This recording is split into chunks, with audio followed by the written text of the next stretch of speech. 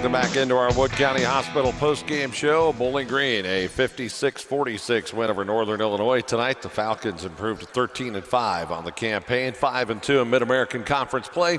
The Huskies dropped to 8-10, 2-5 in the MAC. Huskies led this game 39-37 at the 8-minute mark. And for the next 5.5 minutes, Bowling Green outscored Northern Illinois 16-2 to take control of the game and ultimately post a 10-point victory. Time now to welcome head coach Chris Jans with our Wood County Hospital post-game show. And Coach, let's talk about that 16-2 run there over about 5.5 minutes after your team fell behind at the 8-minute mark. As you look back or think back to that right now, what was the key to that run? Just stringing together enough stops, and obviously they're a really good defensive half-court team, and it was a grind in the half-court all night long. It was hard to get, great looks, and that's just, we expected that. They're a very tough-minded team, and we talked about at halftime that our best offense is going to be stringing stops together and getting out and running the floor and trying to score, with an advantage number-wise or get them out of position. And both runs we had to start the second half, and then the one you're talking about were both the type of runs we were looking for, and they were keyed by the getting stops on the defensive end. Delvin Dickerson was quite impressive tonight with his ability to take charges. By my recollection, he took 4 of them on the night, and he really sacrificed his body a couple of times, and not to mention the 2 big threes he hit. Big night for Delvo. He was unbelievable.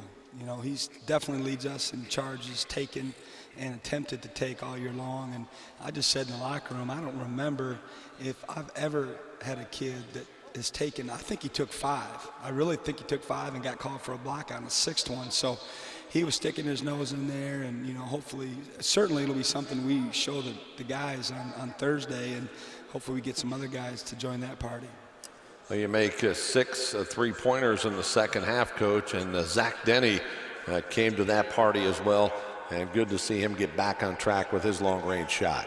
We were 1 for 7 at halftime, 0 for 4 from the line, 1 for 7 from the halftime from 3, and, we had 21 points. So, like I said, we just couldn't, it was hard finding shots, and then when we did find them, we weren't in rhythm. We couldn't knock them down. But again, I just thought our defensive energy started the second half on the right foot, and then we've talked about this many times.